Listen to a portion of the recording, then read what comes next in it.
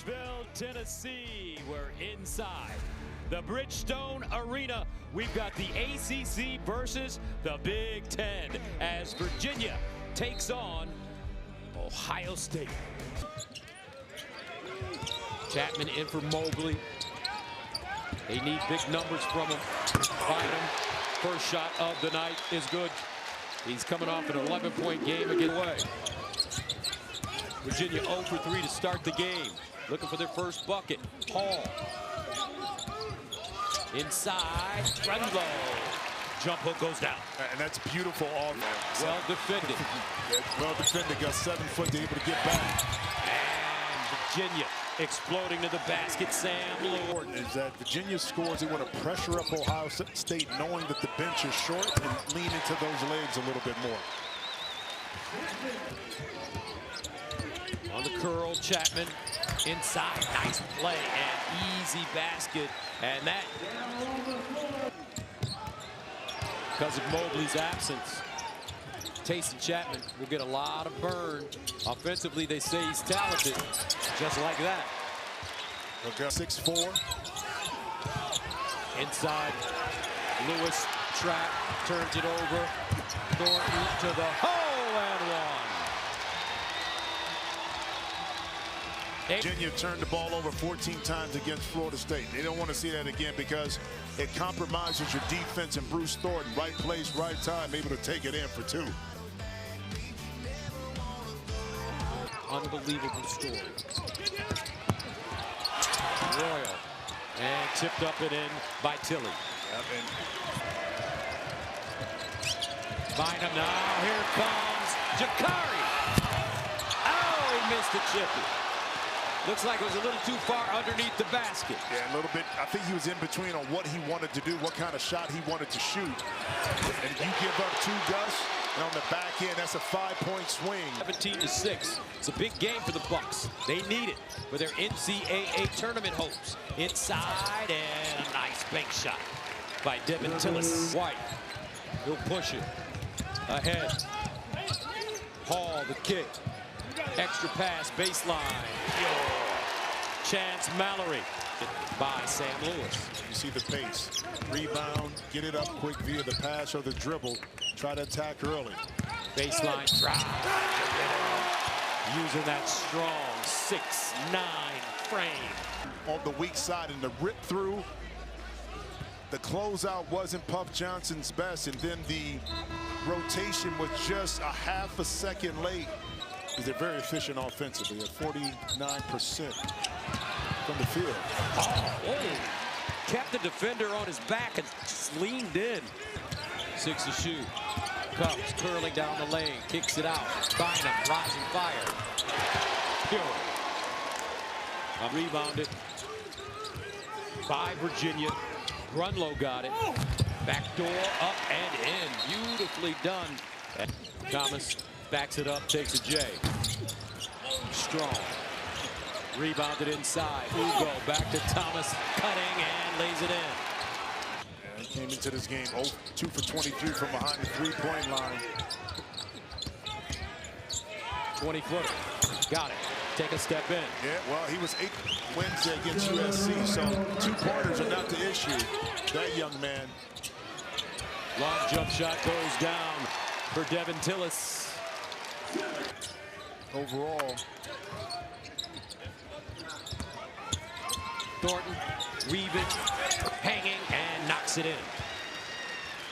4 shooting. Lock inside. Ugo. Oh yeah, Bruce Thornton. Yeah, he wants to get their feel, but everyone else who's participated in it talks about it. Speaking of which, baseline jump shot goes down. 29-28, Virginia after trailing by 11. Now, Ohio State. So far in the Big Ten Conference. Michigan, Michigan State, and Illinois. Yeah. DeRitter, jump hook. Got it. DeRitter was determined to get to that left shoulder. So that's another way to get more possessions that time. Chapman just off on that shot, but offensive rebound. Kind of giving Virginia a taste of their own medicine.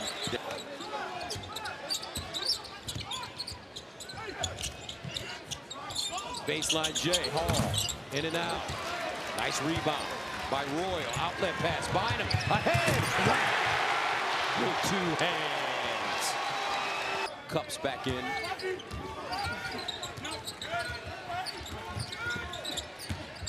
Thornton on the curl. And got it.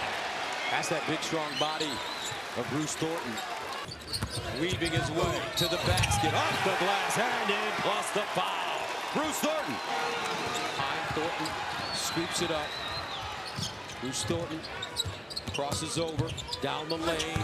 Counting. Shoulders. Right here to kind of tie this game up or take the lead with a 3. Chapman gets wiped out. Lewis makes him pay for it.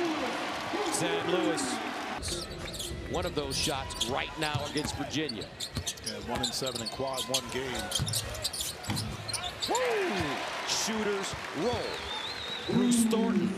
Bynum picks it up. Down the lane. Gathers himself. Lefty. Off the window. Good. They dropped out of the top 75 net. Nice handoff.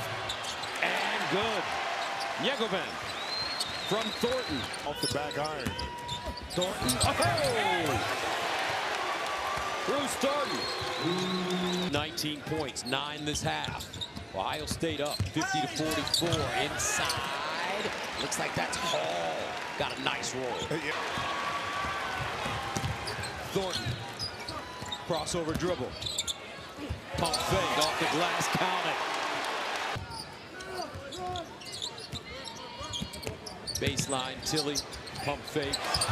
And the roll goes down. This time over the... DeRitter. Guarded by Puff Johnson. Leans on him. Batted out. Thomas. Pump fake. Lets it fly. Pure.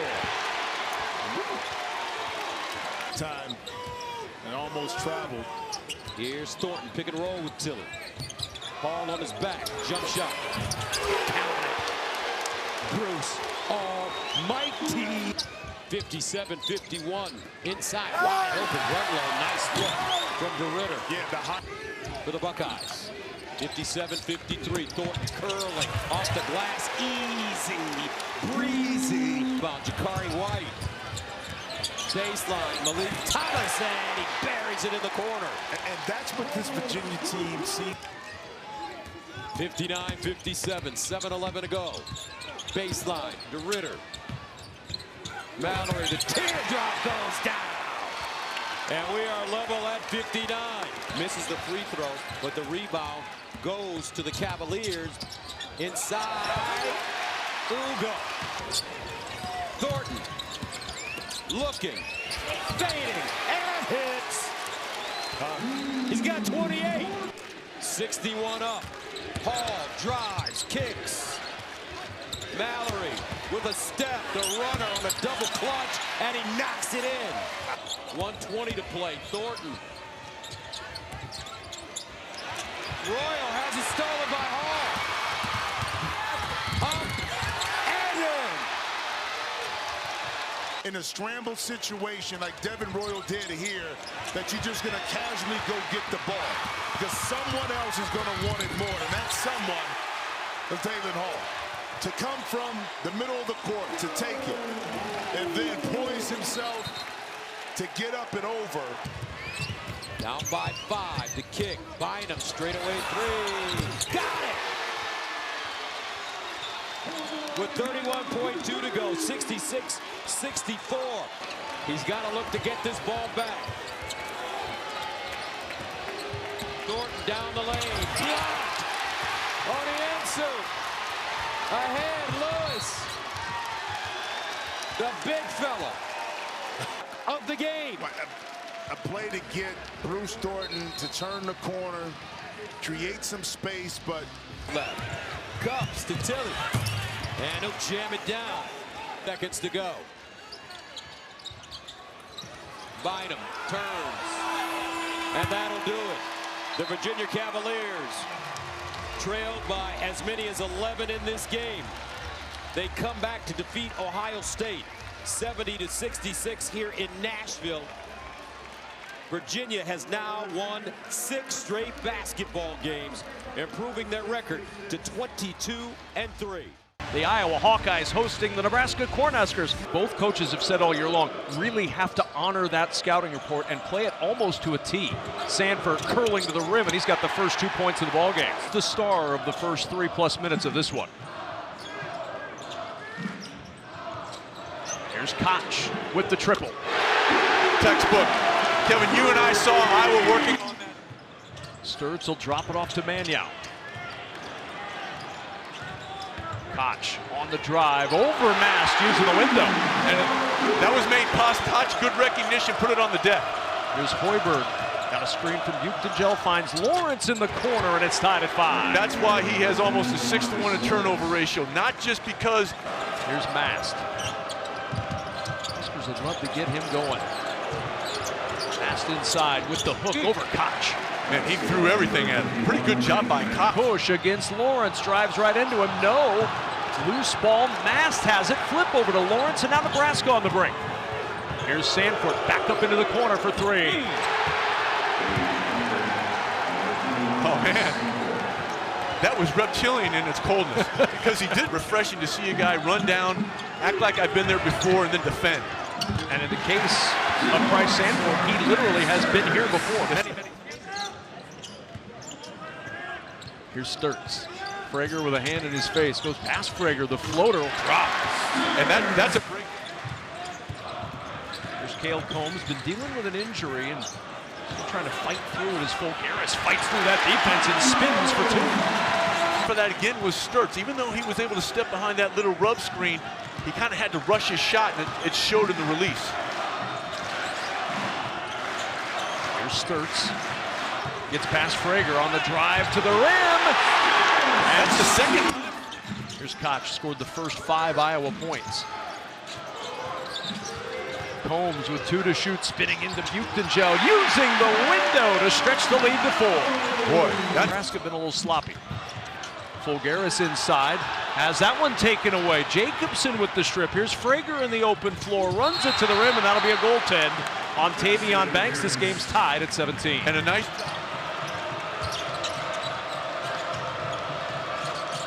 Frager gets past Combs to the rim for 2. That's the old adage, low man wins.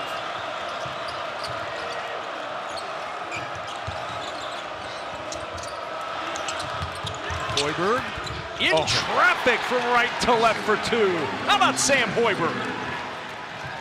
Under 10 on the shot clock for Iowa. Sturtz against Sanford. Got him in the air, trying to coax the foul, swooping in his Banks. He'll take it to the rim for 2. Iowa has stifled this Husker attack. 7 of 19 is Nebraska from the floor, 2 of 11 from 3. Fulgaris will try the triple.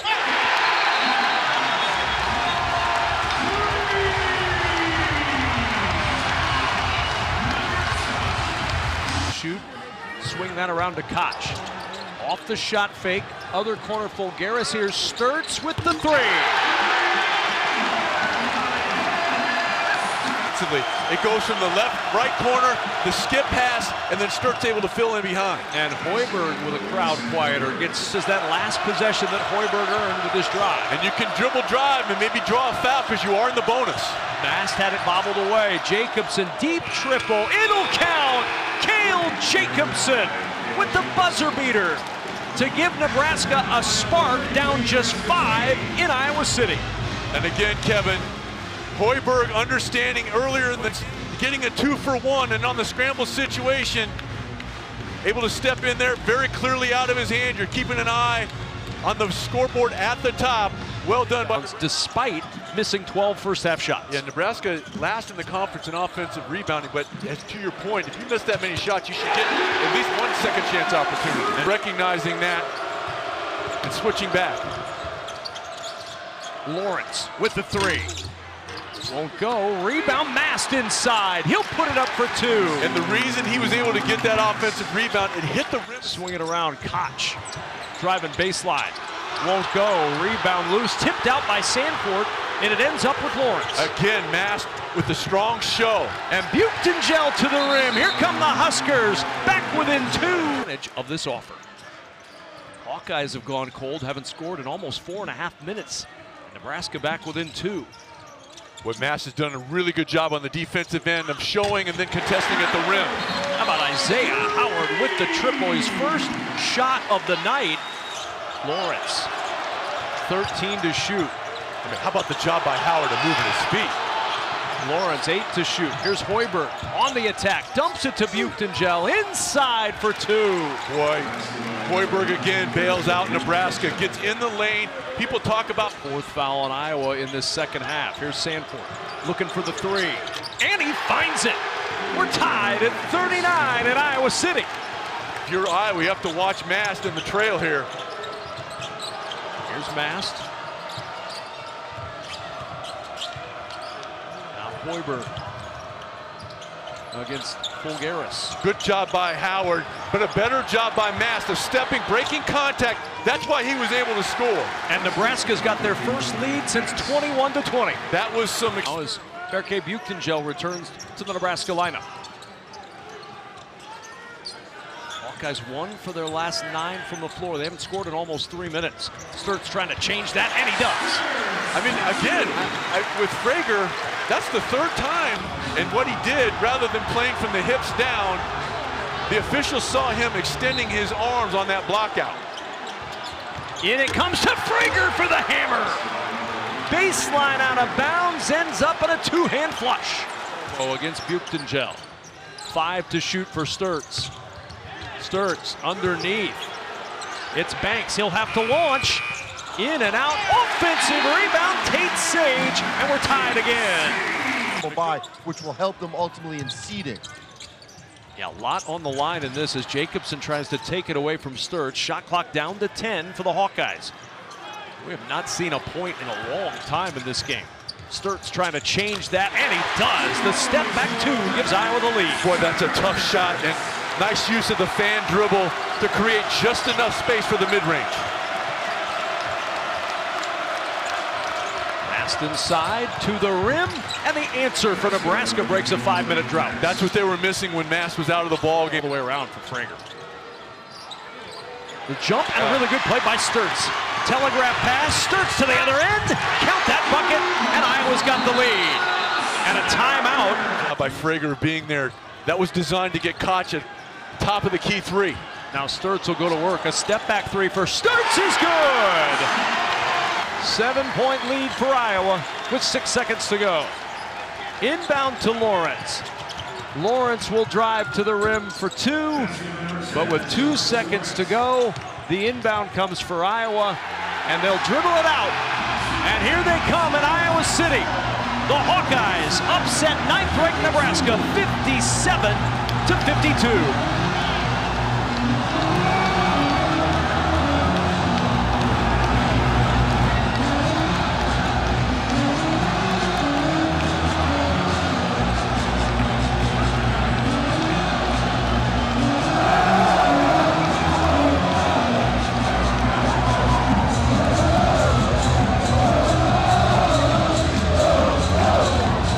Welcome to LA for Big Ten basketball, powered by Ram Trucks. Illinois, the number 10 team in the country, 4th in the net, number 1 in KenPom, number 1 offense in the nation, and a top 30 defense here to take on USC. And they run things perfectly. A defensive stop, 24 shot clock violation. Kylan Boswell pushing it up the floor. He returned on Sunday in the big win over Indiana after missing 7 games with a broken hand. Well, an important game, Guy, for both teams for different reasons is Davis knocks down. Well, I think for me, and this is the first time we're seeing Wagler live, we can sit here all day as Davis knocks down another corner 3 and talk about all the freshman honors, the Big Ten Player of the Year and National Player of the Year for that matter. Ezra Asar is able to force that in, and he gets fouled. The first points for the Trojans come nearly 4 minutes gone by. Stojakovic has come into the game for the first time. Wagler just doesn't get sped up. Doesn't matter. You can be physical with him, get up into him. Has the same demeanor the entire game. And Stojakovic at his own speed scores. It's just going to be hard to penetrate this Illinois defense with the dribble one-on-one as Humberkaus knocks down the 3. And Eric Musselman needs a timeout. Furious And you saw him on the bench earlier. He's back into the game here. We'll see what kind of stamina he has. Here's Jordan Marsh, a three, badly needed. Yeah, he's a big player for them. He's had some moments. Smaller guards trying to play this big Illinois lineup. Marsh listed at 5'11", Woods at 6'2". Here's Mirkovic. You asked for it, and he delivers, and he gets fouled. Well, Brennan. Balance deep, big. An attack inside, and a follow by Kofi, and it works. That favors USC. Boswell, aggressive to the rim, and he scores. You're so worried about the 5 out in the. They're doing this with Wagler, their leading scorer, only having scored 2. And there's another on Ivisic, 2 quick fouls on him. But see, the defense wasn't set. That wasn't a straight line drive. Woods into the paint. Kofi downhill. He just drew the foul in the last possession. He attacks and scores here. Moving it better now. More player movement. Kasper Yakachonis. Yep. Hummerkaus to beat the shot clock, and he does! He's such a weapon for them as an outlet. Guys trying to get downhill, get in. You wonder if that illness is a factor tonight for him. Kind of feels like it is, doesn't it? Wagler got a piece of it, and Marsh scored it anyway. Back and rebounds his position, Wagler. Brett Underwood, when we talked to him about Wagler, really emphasizes the toughness as Tomislav Ivisic hits the 3. That high ball screen with Wagler and Ivisic.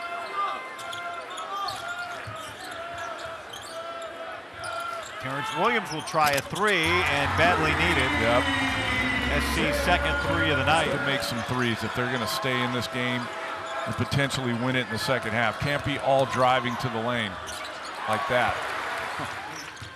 See so many teams now operate with their 5 guy at the top in that trigger position. Such a good passer, Ivisic. Boswell scores, and USC's going to take a timeout. The Trojans, with over 5 minutes left in the first half, will go up.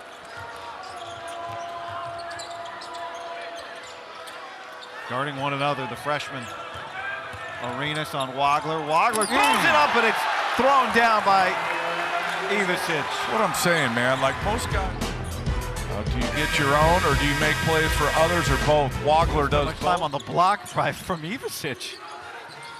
It's just so hard to get to the rim on these guys. Boswell, a step back 3, and he drains it. It just hits you from so many different ways. See, like the actual game plan on the whiteboard from any coaches or teams that are getting ready for Illinois. Tough shot for Arenas. You know, like, what are you keying on? Because if you key on one thing, I think the number one thing is probably that high ball screen with Wagler and Ivisic. Wagler reaching out with the left hand to flick it in. What's unusual from Wagler is how he understands offense with the ball in his hand. Stojakovic, another 3. What's unusual for freshmen to be that. He made 7 threes the whole game. They've already got 7 in this one. Terrence Williams will try and hits for USC. Oh, he's been a bright spot off the bench for USC. This year they've had a 20-point lead in the first half in the league. See Boswell getting smart now, taking his hands off. Brownell scores.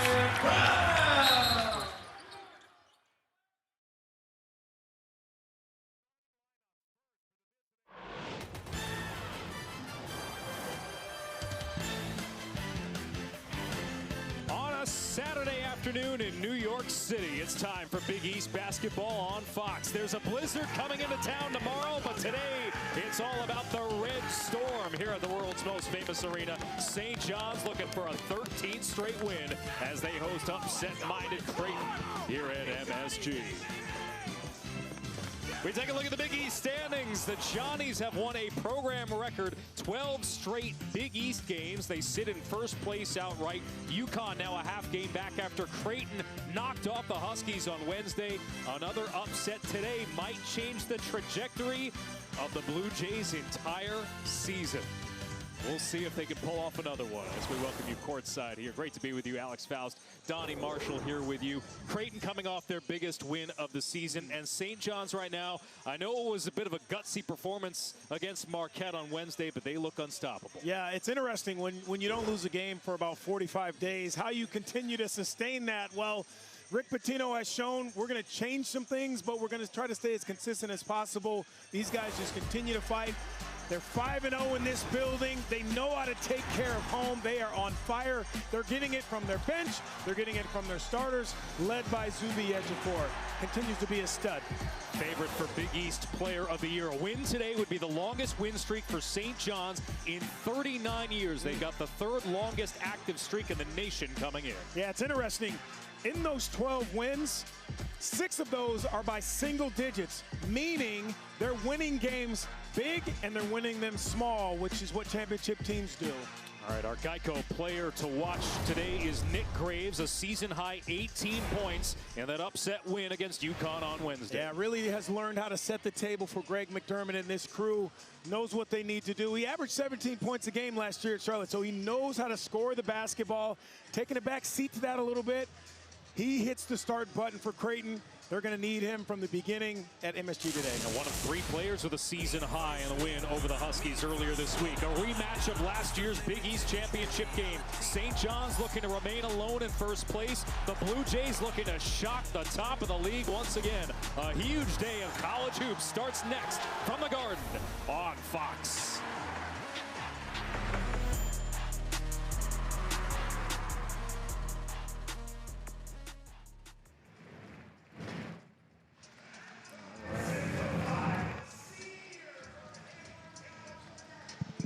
Copy that. Okay. Okay. Okay. Okay. Okay.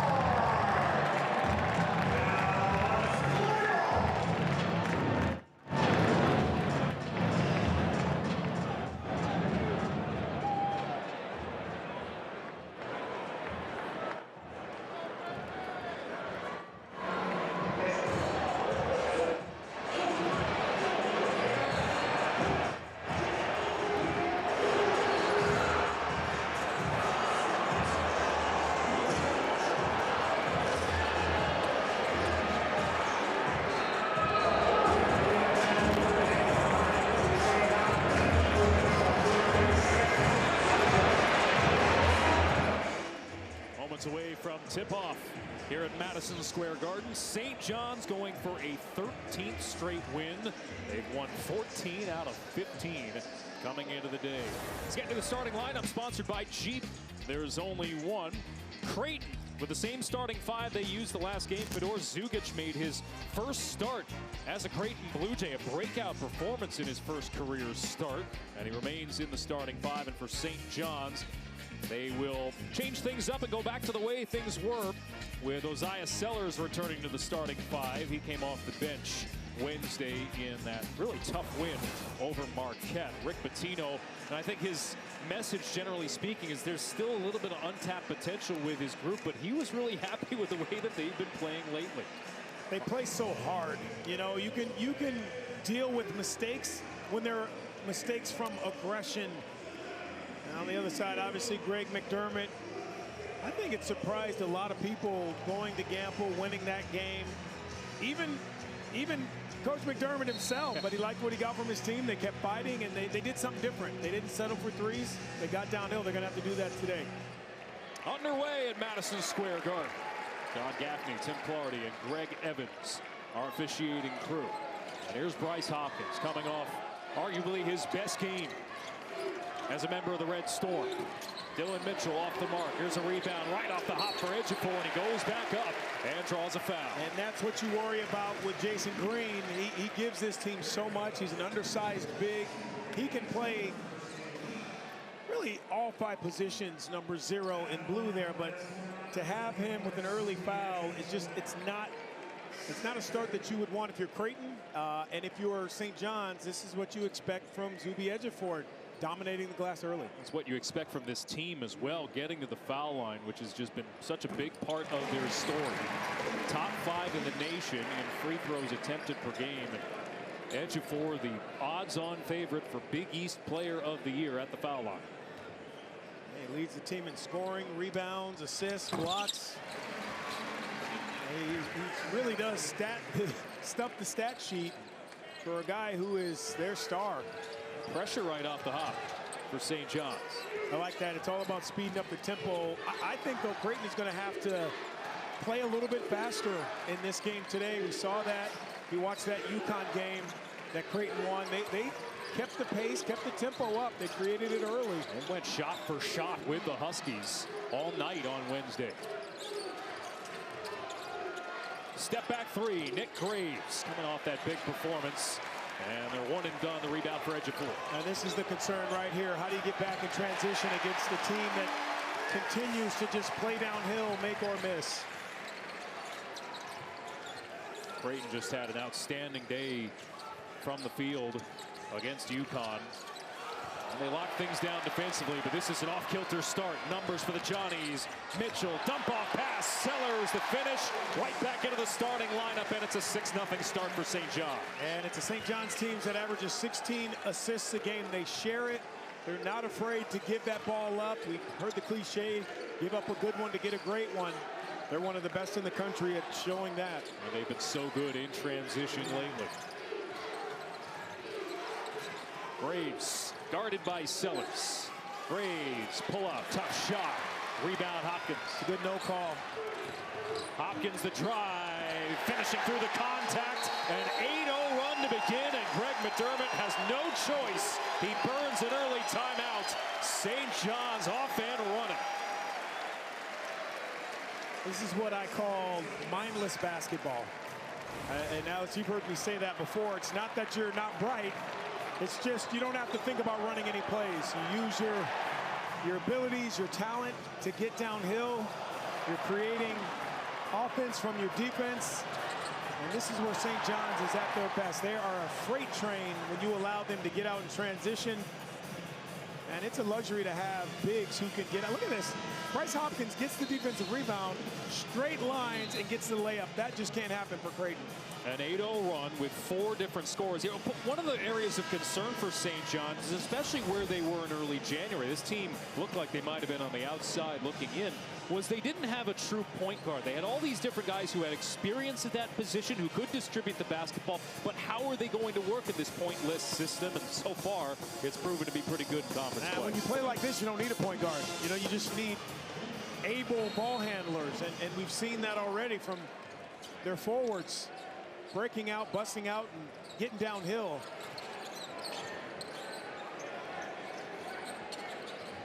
Last year, Big East championship game was a tight one at the half, and then St. John's pulled away with 57 in the second half as Dix throws this away.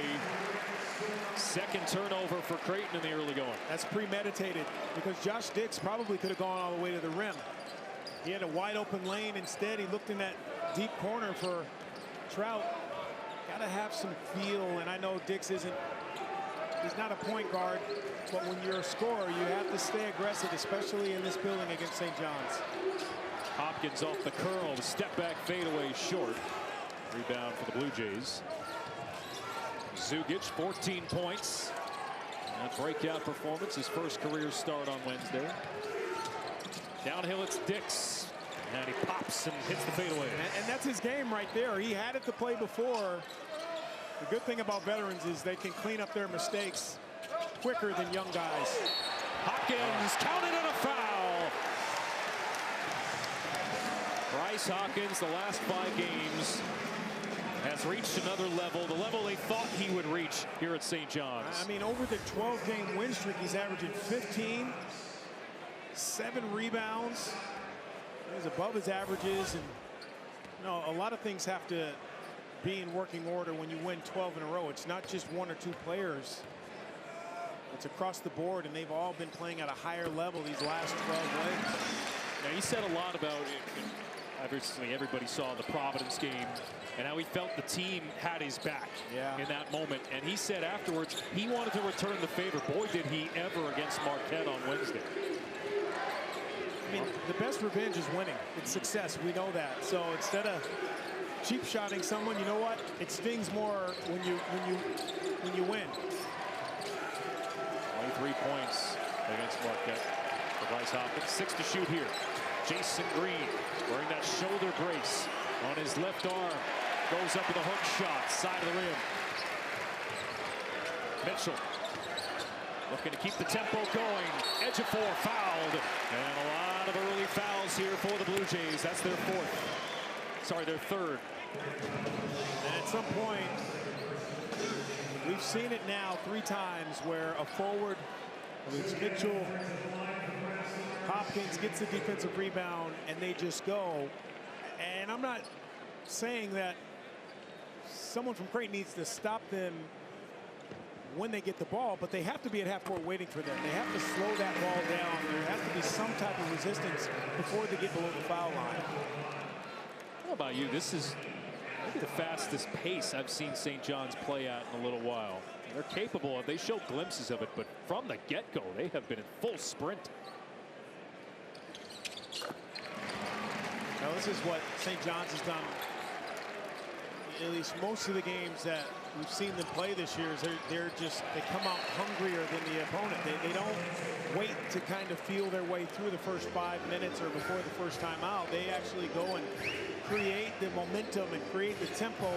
They also create a physicality that tells not only their opponents, but the officials, this is how we're going to play. So officiate it the correct way. And look, if you're the opponent, you better play the right way or we're going to take off on you. And that's what they've done already today. It was a blowout win in the first meeting, 90-73 over Creighton. There's Ejiofor diving for a loose ball.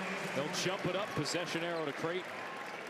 Now Rick Pitino over there standing over his star clapping. You love to see, you know, those old school coaches not just praising with their words, but also with their hands, and just I love seeing that from coaches with their players. He was even giving Zuby some tips on foul shooting in the last game. You saw that. Yeah. It was wild. Zugic, the lob, tough catch for Karim Konan, and it's another turnover for Creighton.